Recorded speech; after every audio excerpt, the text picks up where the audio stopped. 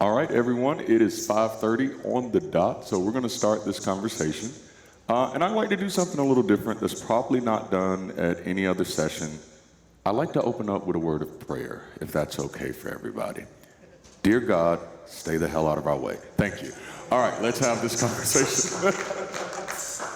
All right, so this evening, we're going to talk about the case for religion. And this is actually a little research project I've been working on for quite a while. And so this will be my first time publicly talking about it, other than just with some of the people on my team.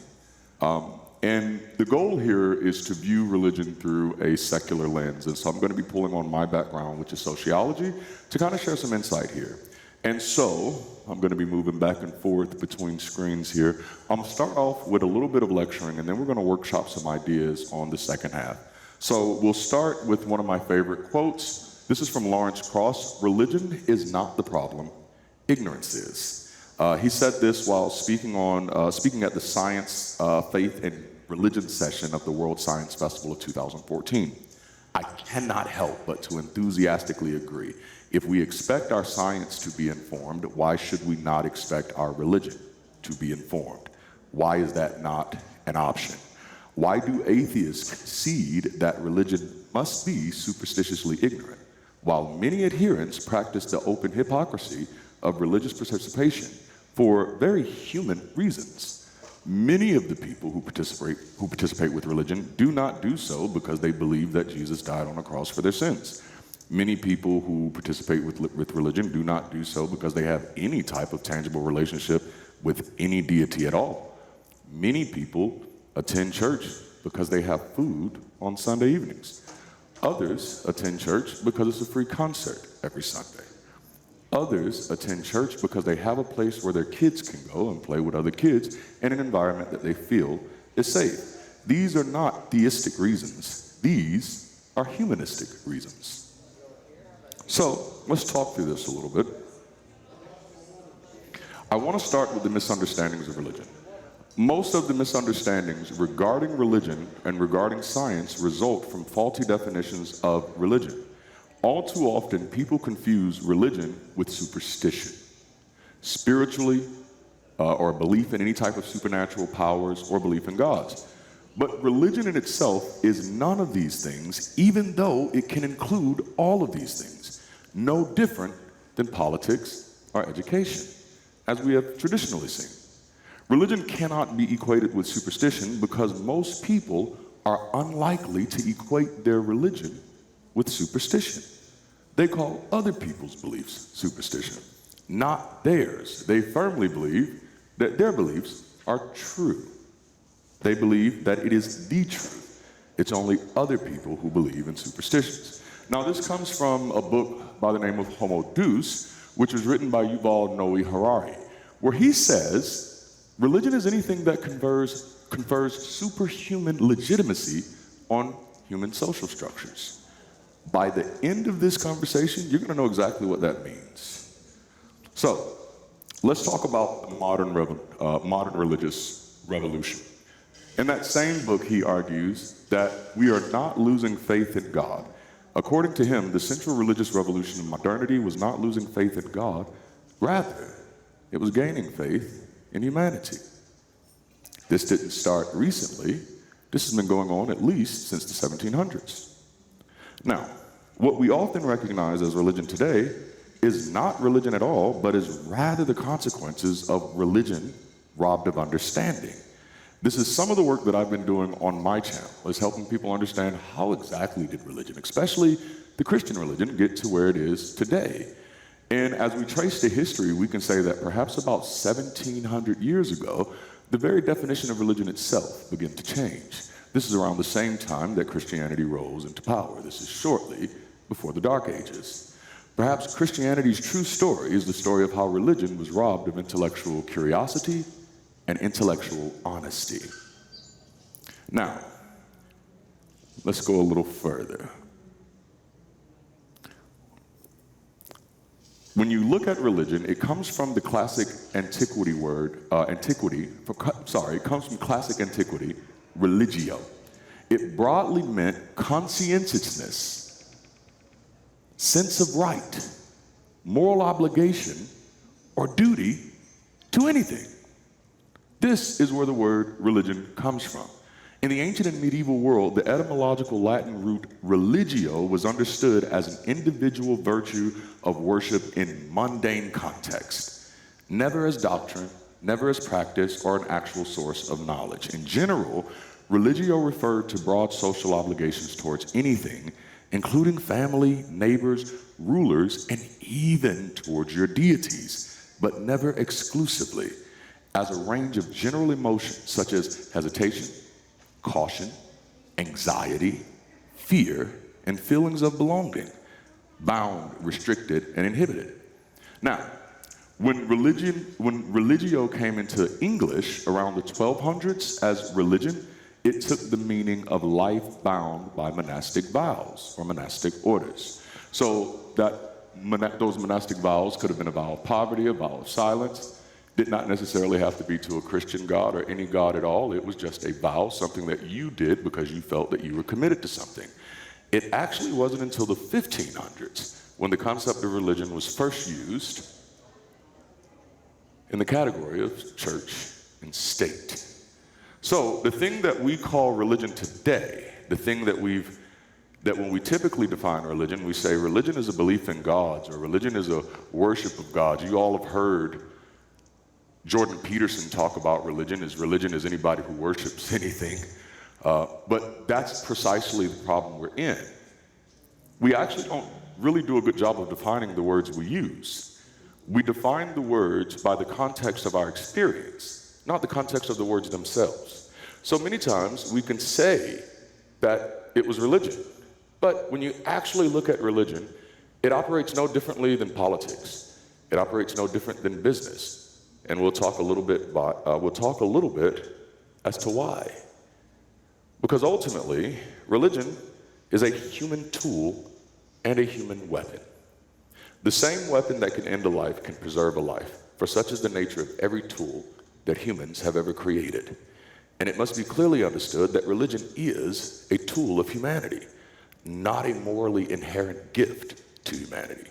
Which in many ways, even in the secular community, we still treat religion as if it is something that came from a God, instead of recognizing that religion is something that was developed by humanity.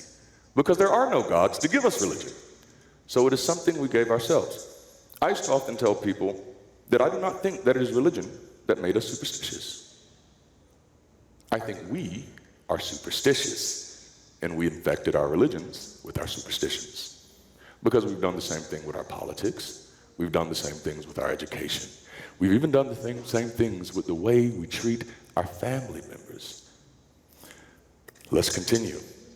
So we sometimes talk about religion as if it was something given to humanity as opposed to something created by humans. To blame religion for the ills of humanity is to excuse humanity for the flaws of religion. And I fear that's the mistake we're making. We like to use religion as the scapegoat, as if it itself has arms, as if it itself has legs, when the true problem is we are the sickness, not religion. We.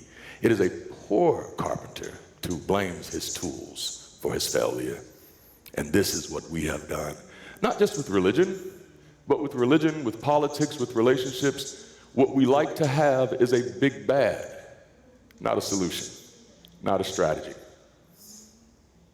Accusing religions for our problem is quintessential to saying the devil made me do it.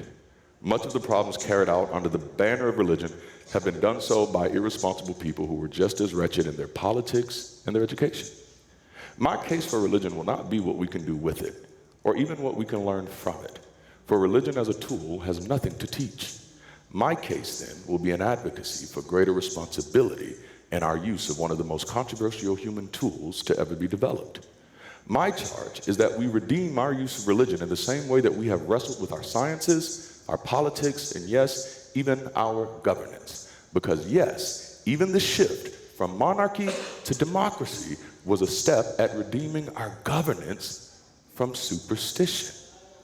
Because the whole idea of monarchy is that I am incapable of governing myself, that I need somebody else who is appointed to be my representative on God's behalf, divine right of kings. When we shifted from monarchy, that was a step of saying no more superstition in our government. The same way we can do that with religion. So let's talk about it. Religion, this is my definition. I should have put this one on the screens, but I didn't. Religion is the coordination of humanity into cooperative responsibility. Nothing more, nothing less. It is the collective commitment of a community based on shared principles, hopes, and concerns. Right now, we are a community who has shared principles, shared hopes, and shared concerns. What are we doing with those shared concerns? Now that's my definition. I want to give you some of the scholars' definitions. We'll start with Dr. Anthony Penn. He says, religion is really about a binding together. Doesn't require God or gods. This is an interview that he did for Church for the Godless with Andrew Mark Henry. But then there was also Robert Wright. He says in his book, The Evolution of God, he raises an interesting scenario in which can be easily indicated that at the heart of all religion, is a basic belief that the natural world leans towards chaos. There is a cure for that chaos that in most cases is beyond our feeble understanding, and that our best hope are to engage in activities that increase the probability of not being swallowed up in inevitable chaos. Right now, as a country, we are being swallowed up in inevitable chaos. Many times because we are sitting on the sidelines instead of getting in the game. We'll talk a little more. One of my favorite sociologists, getting my first degree in sociology likely is what led to me completely deconstructing, because it finally gave me language for my dissonance. It gave me permission to see the world as it was and not as I thought it should be. And interestingly enough, sociology arises, or around the same time sociology becomes a recognized science in humanity, humanism occurs. You know why? Because sociology, if you ever study it, it's the nail in the coffin of religion. Once you study people as groups, there's no man behind the curtain anymore. The questions are gone. You now know the whys. The idea of who created the universe was never a question that religion answered. That's a distraction. It's a red herring. Throw that out of here. It's never what it was about. It was a reason for people to work together. So, Emile Durkheim was introduced to me by one of my previous sociology professors, Dr. Genevieve Brooks, after I shared a piece of my research on this with her. And she said, okay, you've got to read his book. And so I said, okay, I want to do it. And I did, and I got to be honest, man, I cried as soon as I started reading it, because I was like, I thought I was going crazy, which is why she was the first person that I sent it to, because I wanted it to be another academic to let me know, am I losing my freaking mind? You know, because this feels a little crazy to me. But I feel like everything we say about religion today is not accurate. It's just popular propaganda. You know, it's the poetry, but it misses the point. And so when I started reading Durkheim, it was amazing to me, because Durkheim defined religion as a unified system of beliefs and practices relative to sacred things. That is to say, things that are set apart and forbidden. Now, I'm sure many of you, as soon as you hear the word sacred, your butt cheeks clamp up. Like, yes, there it is. But again, we should not just define words by the experience we've had with them, but we should define the words by the context of the words themselves. So what does sacred mean? This is what I love about the way Durkheim spoke. When he said sacred things, he literally tells us, he says, that is to say, things that are set apart or things that are forbidden. You know? These are beliefs and practices which unite into one single moral community, which they called a church. and all those who adhere to them. Now, when you hear church, that's another one of those words. We say, oh man, there's a church. They must be Christians. They must believe crazy stuff. Well, there are now atheist churches out there. Have you heard of Sunday Assembly? Have you heard of Oasis? And some people say atheists shouldn't use the word church. Well, you sound just as childish as the Christians when you say stuff like that. And here's the truth. The word church doesn't come from Christians. I mean, like, I shouldn't have to tell people who are critical thinkers this, because words don't come from groups like that. That's just not how it works. If it did, the word would exist in a vacuum. No, the word is borrowed, as much of language is. Jesus didn't come down and say, hey, I'm gonna give you all these new words that nobody's ever heard before. Here's church, here's apostle, here's prophet, here's teacher. No, all of these words exist in a context. The same word that we have as church is the same word we get the word Congress for. But nobody blinks an eye when we say Congress. Well, you might now, you know. Starting to look like church, a lot like church, ain't it? You know? But it's the same word. The word church as we know it derives from the word ecclesia, which predates Christianity, as a secular term indicating a group of people who have been called out. Y'all have heard called and immediately clenched up? So let me give you another word, more appropriately, committed to. And in this case, a specific task in the service of public interest. The word ecclesia actually comes into our zeitgeist, into our lexicon as humanity, around the same time that democracy does. These are the earliest assemblies of citizens coming together, making decisions for themselves in the interest of the public good. The first systems of representation, and I love this. This is also from Durkheim. He says, the first systems of representation that man made of the world and of himself were of religious origin. There is no religion that is not both a cosmology and a speculation of the divine. Okay, let me define divine. The definition I go with for divine, and this is based off of everything I've heard when people try to use this word, unknown good. Every time I've heard somebody say divine, they're talking about something that is unknown that they think is good. But actually, that is what organization is, period. We organize to find the unknown good. Why is it unknown? Because we don't know the capacity of what happens when we work together. Those things only come from organizing, from collaborating, from cooperating. And what we find in those things, many times, are the unknown goods. And sometimes when people, if their language has been hijacked by indoctrination, they use words like divine or sacred, when what they really mean is that there's just something good. You ever hear somebody say there's a higher power? Always ask them, what's high about it? What do you mean by power? If we're talking about higher power, I mean, the sun is up there. It's pretty high. It's pretty powerful, you know? But that's never really what they're talking about. What they're talking about is that something that makes them feel hope in an unknown good. You know?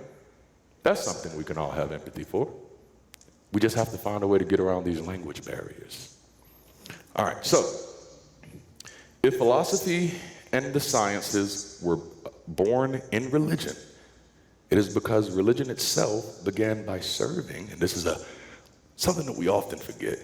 Religion itself began as serving as both science and philosophy.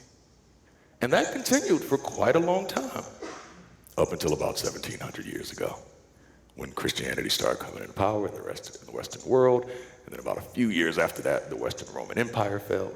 And then the Dark Ages entered in that area. And then after that, history got to be redefined. Religion has not merely enriched a human intellect already formed, but in fact has helped to form it. Men owe to religion not only the content of their knowledge in significant part, but also the form in which that knowledge is elaborated.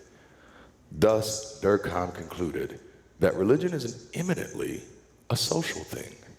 Religious representations are collective representations that express collective realities. So, when you take a deep dive on the history of religion, you find 4 pillars of early religion. The origin of things, cosmology. It's us trying to figure out, how did things start? How did we get here? And it's not, contrary to popular belief, it's not, how did the world start? Religions don't do a good job of answering that question, because that was never the question. The question was, how did we get here? How am I here? How did my mother get here? How did her parents get here? And how did they get here? It was our early search for our story. The second part is the organization of things, social order. How do we organize ourselves? The third one is the ordination of things. You can use the word sanctification. You can use the word sacredness, or here's one that's scary, supremacy. And then lastly, the overflow of things, which is where we end up spending the most time with modern religion. What's after this? What's beyond? Transcendence. Religion emerged as a way of ordering ourselves around our understanding of the stars and the natural world around us. Religion, from my perspective, is absolutely people-centric. Deities, mythology, and other superstitions are often the peripherals of religion, not the main characters. Yahweh is not the main character of the Old Testament. Israel is. Jesus is not the main character of the New Testament. The church is. Religion is not focused on God. God is not even focused on God. He seems to be really hyper-focused on what people are doing in their bedrooms when nobody else is watching. This man is more obsessed with humanity than anybody I know. Which is why when I deconstructed, when I deconverted, that was my last prayer. That God, instead of me loving people through you, I'll just love people. We'll skip the middleman. And you and I should be good there, because you claim to love people. And so if we loving the same people, we should be all good. That was that belief. That was that prayer at that time. All right, so honestly, religion focuses more on the relationships of humans with humans, good and bad. If the Bible was to be taken as a religious book without the absurdity of inerrancy or authority, then we see religion clearly as an exercise in tracing, documenting, and often rationalizing human origin, activity, interaction, intention, and ultimately direction.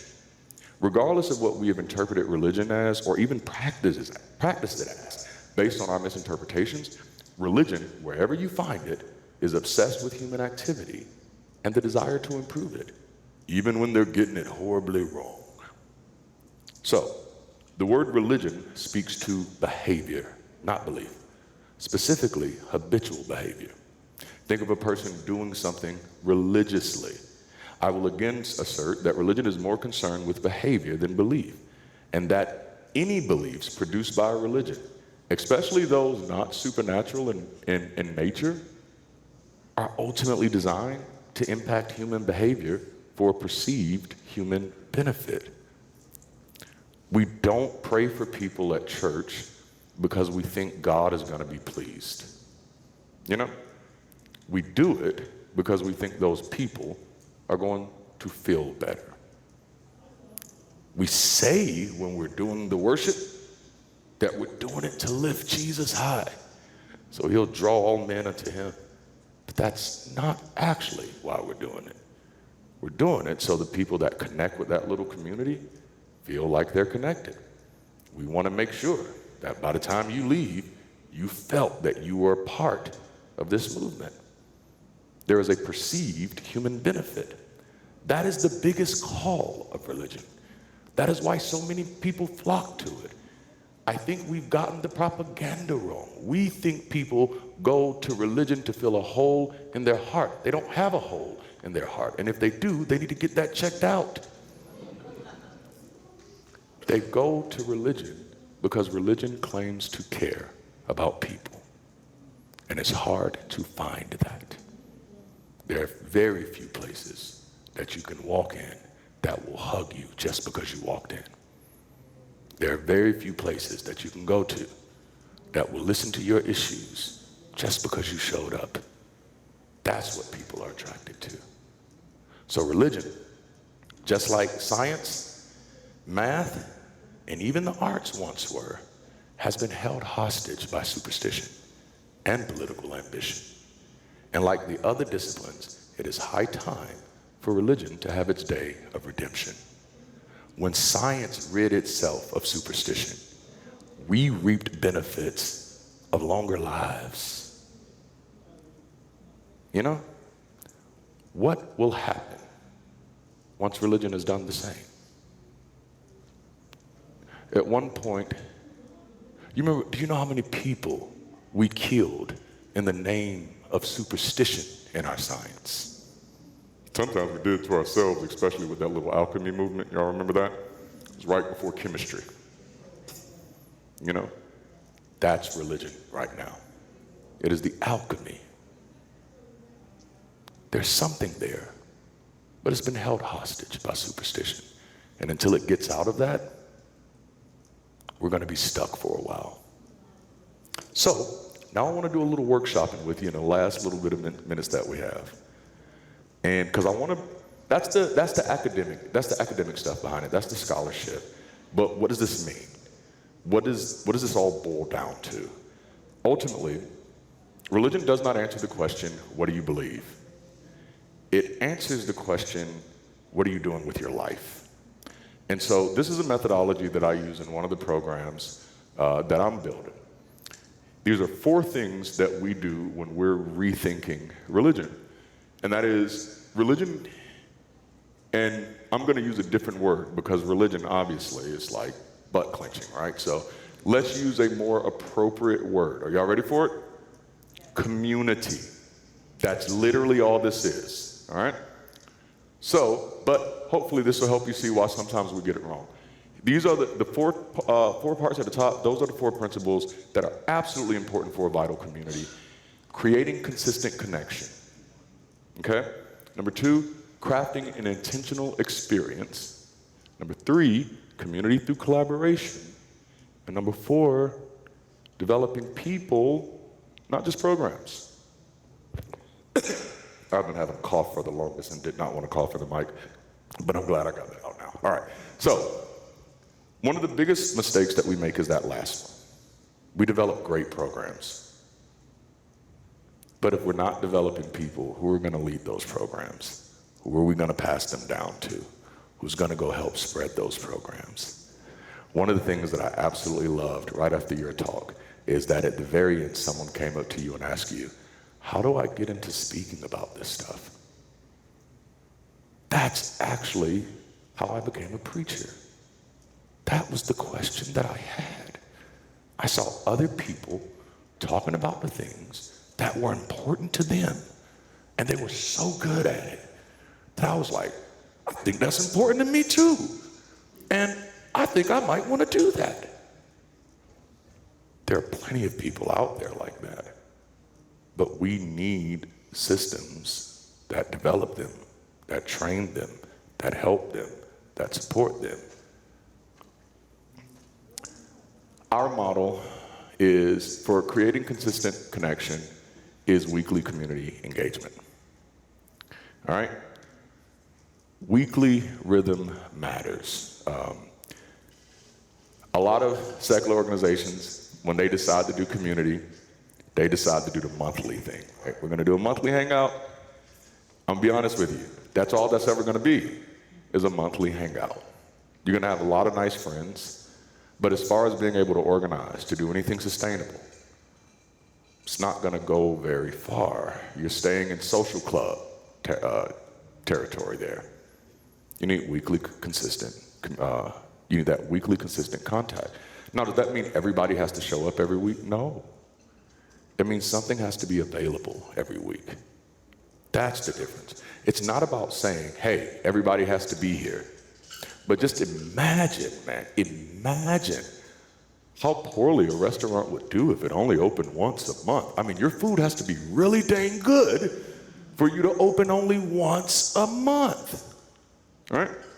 So weekly rhythm matters, especially in a digital-first, distraction-filled world. You know, what we do with Bridge City which is one of my programs. We use our Sunday sessions. I'm a former preacher. You take the preacher out of the church. Apparently can't take the church out of the preacher. So I still use Sundays, but I use Sundays because it's a practical reason. Why? People are off work. It makes sense. Why would I do it on a Monday morning? Everybody's at work. So we do ours on Sundays at noon, and we just have conversations about personal development and community growth. All right, so, which brings us to the next one, crafting intentional experience. For us, it's curated music and conversations. We don't do a lot of it yet because I'm still building. I just started last year. I've been deconverted for 10 years, just decided to go public last year.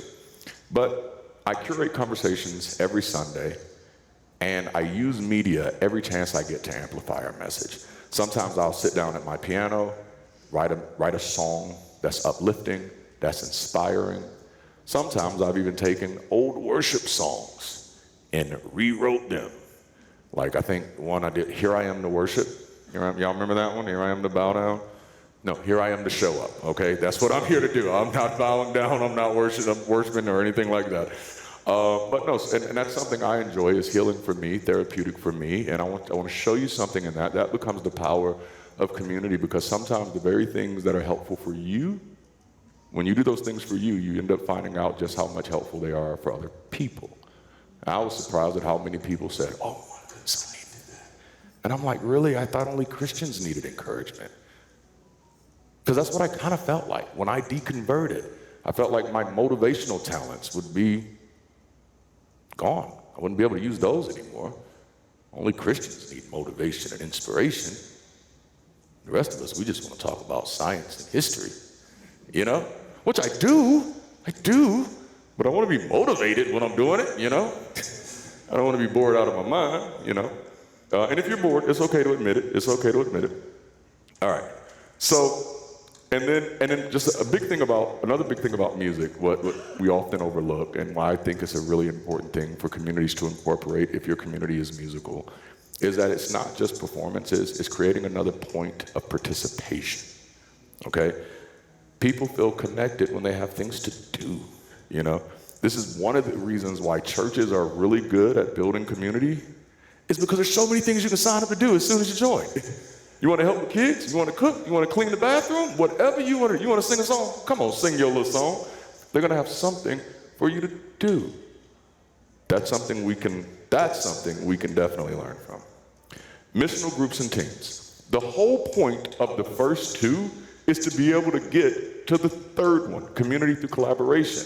If we're not collaborating together, we're not really community, just friends. We're hanging out.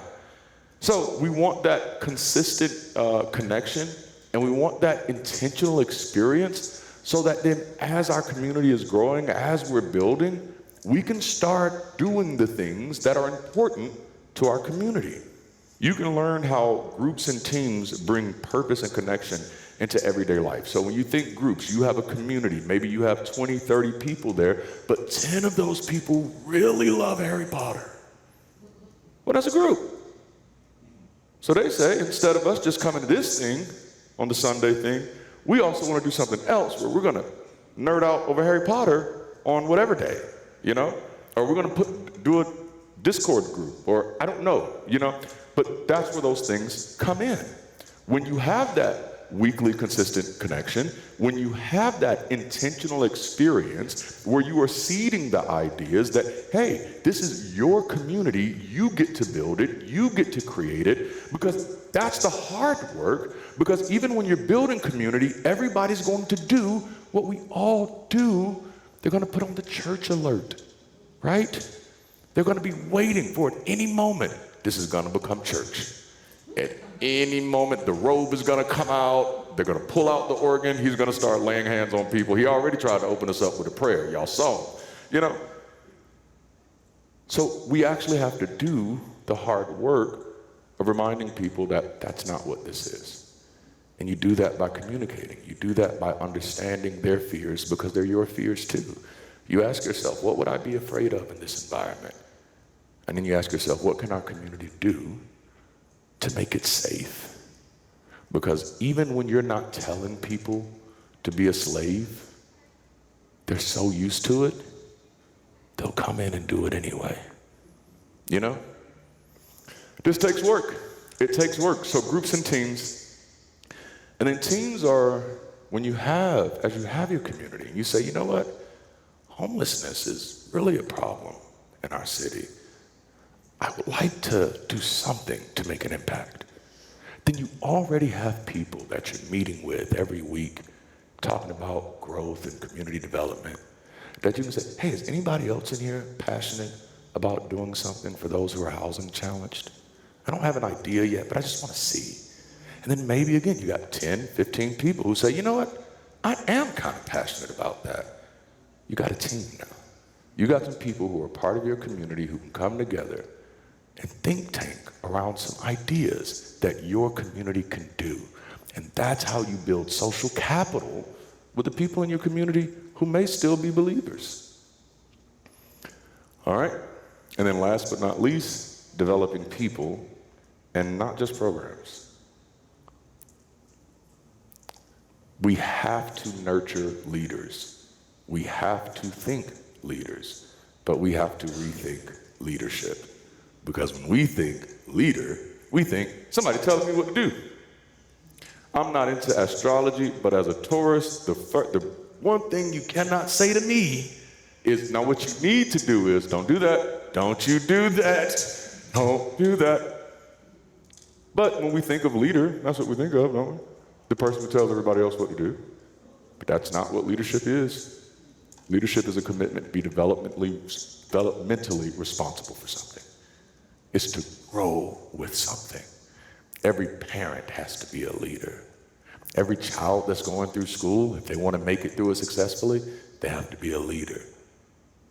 We have to be nurturing leaders. Otherwise, when we say, hey, who's going to do this? Nobody's going to stand up. And leaders are not born in a vacuum. They're born in communities. When they see other people, they hear other people's stories, and they're moved by them. I'm so glad you asked this question. I call this problem our march towards sameness. And it is something that we kind of get from our superstition. And so even when atheists are coming together in community, and even when it's not supposed to be a replacement for church, it's just community, you still find this same issue of where, as we're bringing people together, there's an expectation that we must all think alike. There's an expectation that we must share the same values all the way around. And I'm just gonna go ahead and let you know something real quick. That is 100% superstitious. That is 100% superstitious. But we are so used to being in environments where you cannot talk about your differences that we are not comfortable with engaging difference. And so that is a real struggle because some differences are small, right? Pineapple on pizza type of difference.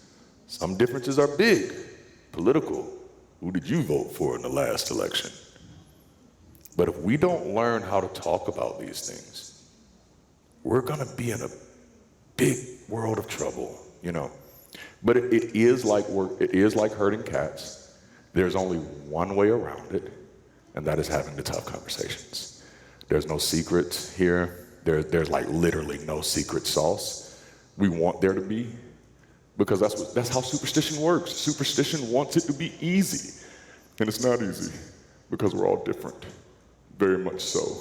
And those differences are not just shaped by bad ideas. They're shaped by lived experiences, you know? And so we're very protective of those things. And if we walk into an environment where we feel like other people don't mirror us, sometimes we get into that little uncanny valley space and feel like we gotta, so why are y'all doing that for the homeless people when the kids ain't got nothing to eat? Okay, I hear you. Why don't we do both? We're so used to working isolated that we literally only think in and or, because that's what we're used to. But that's what we have to do the hard work of changing. In the back. Can you compare the approaches of creating new secular communities like Sunday Assembly to maybe joining en masse your local UU church and trying to influence it in a more Beautiful. I am, this one might not make me popular, but when it comes to building community, I am a capitalist in this sense, in the sense that I think the more the merrier. That is definitely a both and for me. UU meets a very, very specific need and is an incredible organization. Some of the things they've done, I want to say in Minnesota, have been mind-blowing, and it really just helped turn that place around as far as making it progressive. So I think it's all of the above, right? The UUs, Universal Unitarians, they're probably the first religious humanist organization that came out right after sociology popped up. And it was ministers who, once realizing that the social scientists had kind of figured out, like, oh, there is no God, huh? These ministers who still wanted to serve people decided, well, I don't want to stop serving people because I don't believe in God anymore.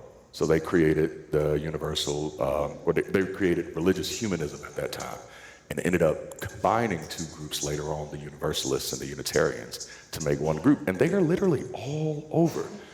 Some are more open than others. Most of them are pretty open, so that's why some atheists don't like going. But I have a lot of atheist friends that are part of UU churches that absolutely love them. They have services that have no religious stuff involved, and then they also have services for other people in their communities who don't believe but still like the ritual. And so it's real beautiful organization.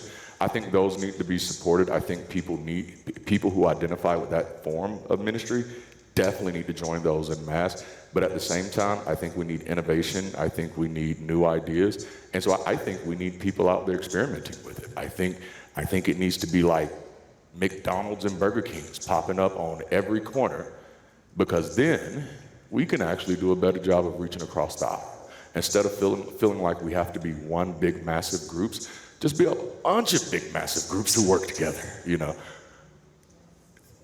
All right here.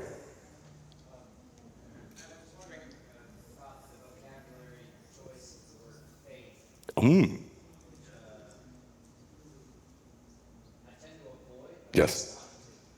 Yeah. I think that's a good question.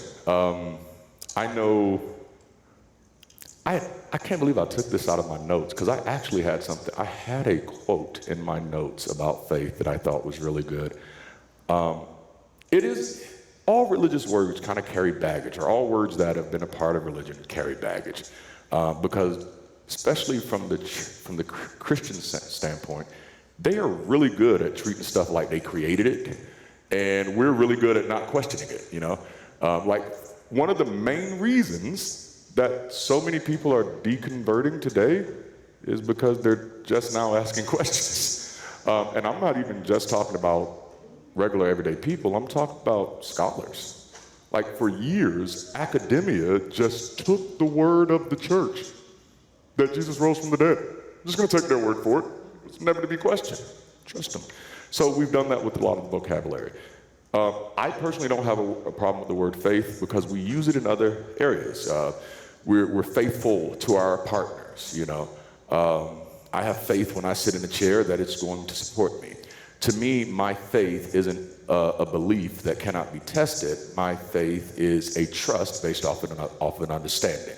So like when I get in a plane, I have faith that that plane is going to make it to its destination, not because I'm just hoping that the pilot isn't drunk, but it's because I have a general understanding of how planes work, how gravity works, and that, well, at least for a time, we had regulated airspaces, you know.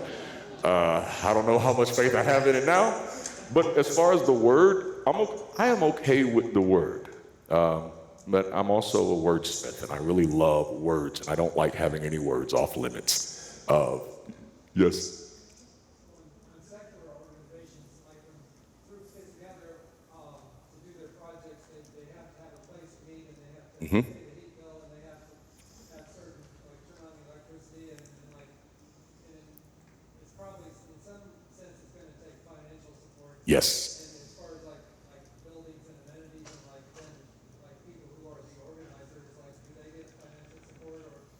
Ooh, great question. I mean, how do you organize that? Yes. No, you have two options. And I'll go back to one of the other, I'll tie it into the question from earlier.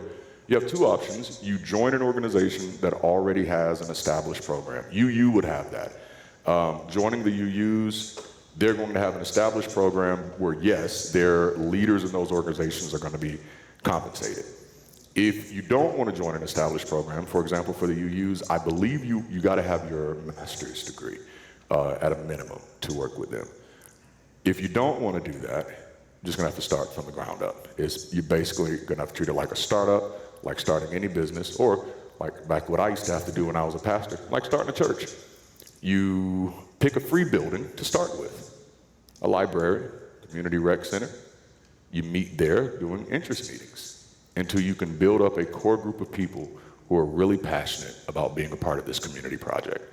And once you find that, instead of having a financial strategy in advance, wait till you have people who are just as passionate about this idea as you are, and then workshop the finances together. The simple or the straightforward of it is people are going to have to give. That's how that works. Is going to be donations. You get to decide. You get to determine how you want to do that.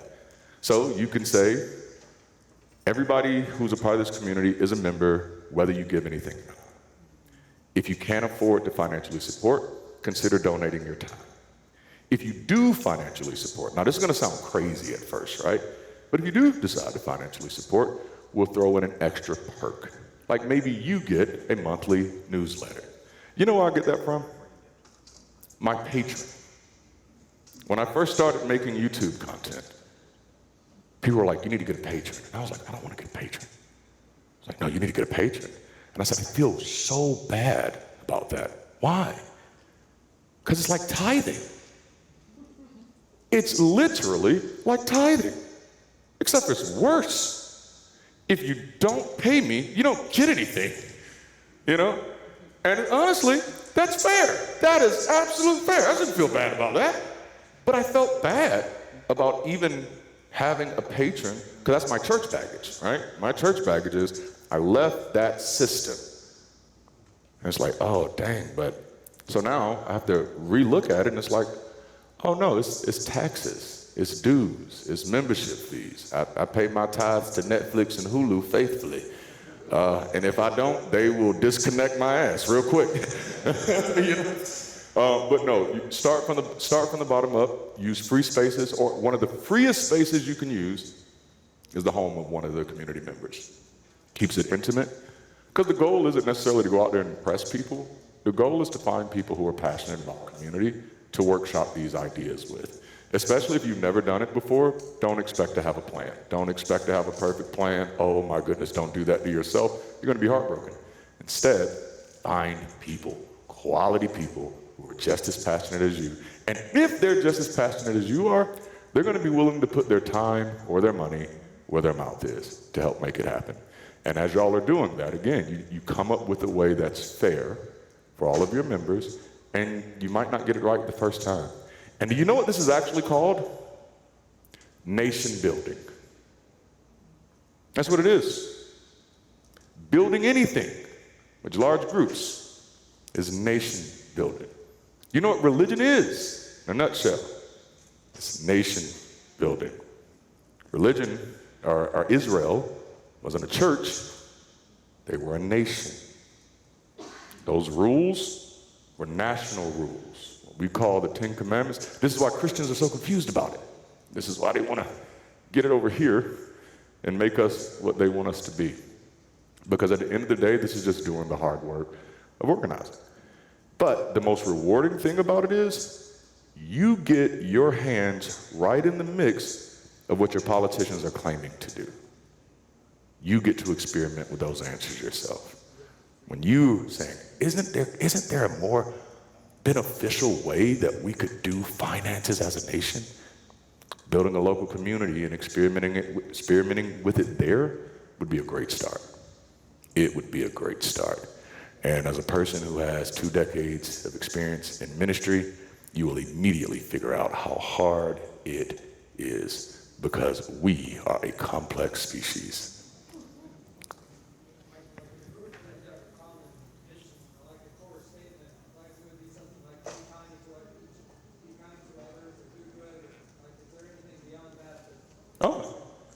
Great question.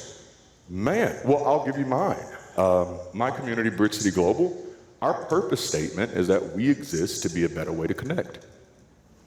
Our mission statement is to build people-centric, progressive thinking, life-affirming community beyond superstition. That's it. We have 4 values. Our conversations that we sponsor, that we platform, should be safe, should be soft, should be sound, and should be secure. Safe, shouldn't create harm, should not cause harm. Soft, no one should be in fear of retaliation for getting something wrong or disagreeing or even thinking something that we don't like. Retaliation is never necessary. Sound, we shouldn't share anything that we can't verify is true. And then secure, that we don't flake out over someone else having a problem. We're not going to treat you like you're the enemy because you had a bad day, or even because you did something bad. Because we don't believe in perfection. People do bad things. If you catch me on a bad day, you're going to be like, oh, he is a jackass. And you're probably going to be right at that moment. You know? We have to learn how to give people that grace. And hey, that's easier said than done, especially if you're on the receiving end of it. All right, and I think that is my time. All right. Okay, all right, I'll take it. All right, now I'll keep speaking if you want me to. Now let me stop. Thank y'all so much. I appreciate y'all for being here. I hope y'all got something out of this.